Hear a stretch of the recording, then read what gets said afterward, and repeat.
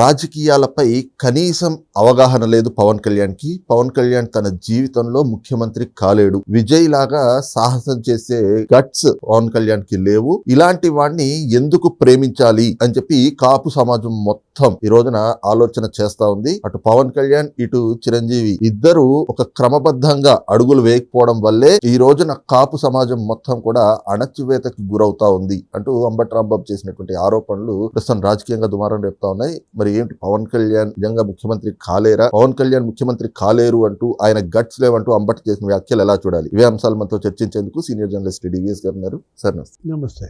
Sir, Pawan Kalyan కి guts లేవు, విజయ్ లాగా సాహసం చేయలేడు, ఆయన ఇంకా జీవితంలో ముఖ్యమంత్రి కాలేడు. పవన్ కళ్యాణ్, చిరంజీవి వీళ్ళిద్దరూ వేసిన అడుగులు తప్పటడుగులు. ఈ రోజున కాపు సమాజం అంతా కూడా అదే భావనలో ఉంది. కాపు సమాజం అణచివేతకి వీళ్ళు చేస్తున్నటువంటి ఈ తరహా రాజకీయమే కారణం అంటూ అంబటి రాంబాబు చేసిన వ్యాఖ్యలు ఎలా చూడాలి? ఒక ఏళ్ళు నీ వైపు చూపిస్తే 4 ఏళ్ళు ఎటు చూపిస్తున్నాయి? నా వైపేనా?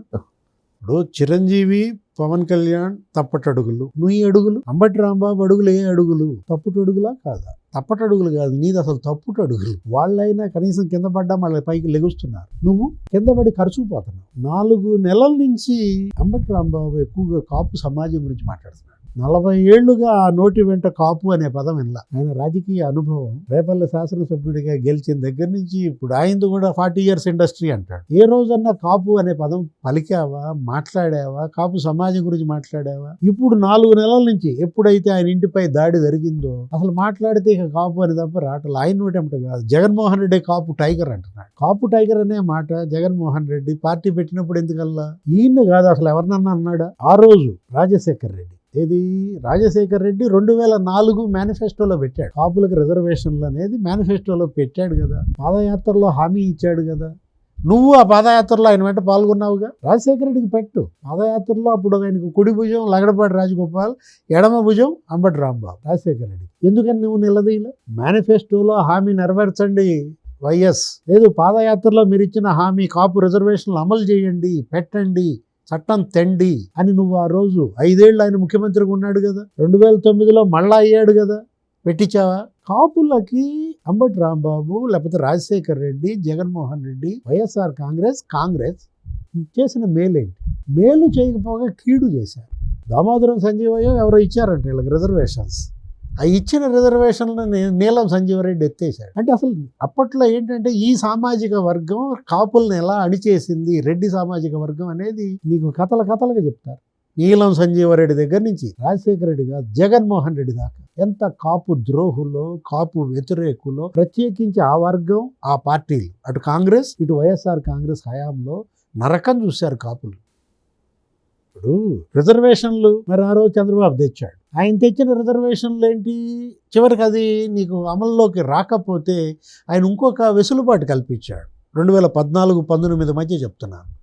ఈడబ్ల్యూఎస్ ఎకనామికల్లీ వీకర్ సెక్షన్స్ కింద 10% రిజర్వేషన్లు ఇస్తే దానిలో 5% వీళ్ళకి ఇచ్చారు. ఎవరికి? కాపులు. కాపు కార్పొరేషన్ పెట్టింది ఎవరు చెప్పు? రాజశేఖర రెడ్డా, జగన్మోహన్ రెడ్డా, బ్రహ్మానంద రెడ్డా, నీలం సంజీవ రెడ్డా, కోట్ల విజయభాస్కర్ రెడ్డా, నేదురుమల్లి జనార్దన్ రెడ్డా? ఎవరు పెట్టారు? కాపులకంటూ ఒక ప్రత్యేకంగా కార్పొరేషన్ పెట్టింది, ఒక కమిషన్ వేసింది, జస్టిస్ మంజునాథ కమిషన్. ఆ రిపోర్టులను ఆధారంగా చేసుకుని తెచ్చారు. అరే ఆ 5 ఏళ్లలో దగ్గర 4,000 కోట్లయ్యా. సంవత్సరానికి 1,000 కోట్లు అన్నారు, కానీ 5,000 కోట్లు ఇవ్వలేదు, కానీ 4,000 కోట్లు బడ్జెట్ పెట్టారు. దాంట్లో కూడా చెప్పన 3,600 కోట్లు ఖర్చు పెట్టారు. ఆ రోజు ఆ పీరియడ్ నిజంగా గోల్డెన్ పీరియడ్. ఏది? కాపులకు మాత్రం 2014-19 చంద్రబాబు హయాంలో నీకు కొన్ని స్టాటిస్టిక్స్ జస్ట్ కొద్దిగా వివరిస్తా చూడు. కాపు పారిశ్రామికవేత్తలకు MSMEలో 10 లక్షల రూపాయలు సబ్సిడీ ఇచ్చారు. ఎంటర్ప్రెన్యూర్స్ కి 10 లక్షల రూపాయలు సబ్సిడీ ఇచ్చారు. నెక్స్ట్ వాళ్ళ స్వయం ఉపాధికి కాపు యువతకి 1,00,000 నుంచి 50,000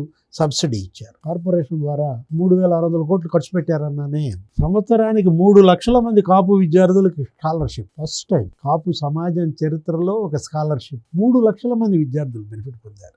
365 మంది విద్యార్థుల్ని 2016లో విదేశాలకు పంపారు. విదేశీ విద్య అసలు అదృష్టం. 10 లక్షలు అన్నమాట ఒక్కొక్కరికి. 2017లో 789 మందిని పంపారు. 2018లో ఇంకొక 700 మంది. అంటే ఈ విధంగా అటు సివిల్ పరీక్షలకు రాసే కోచింగ్ వాళ్ళకి 10,000 స్టైఫండ్ నెలకు 9 నెలల పాటు అన్నమాట. కాపు భవన్ల నిర్మాణం, ప్రతి జిల్లాలో కాపు భవన్, ఇట్లా అనేక సంక్షేమ కార్యక్రమాలు కాపులకు చెరువు చేస్తే చంద్రబాబు అంటే కాపు ద్రోహి అంట, తెలుగుదేశం కాపు వ్యతిరేక పార్టీ అంట. ఇప్పుడు మీరు అదే ఏది మెగా బ్రదర్స్ విజయ్తో పోలుస్తారు. అక్కడ సింగిల్గా వెళ్ళింది ఆ సింహం కాబట్టి ఆయన ముఖ్యమంత్రి అయ్యాడు. మరి ఈ సింహాలు సింగిల్గా ఎందుకు వెళ్ళమంటారు? వెళ్ళారుగా, విజయ్ కన్నా ముందు వెళ్ళారు వీళ్ళు. ఎవరు?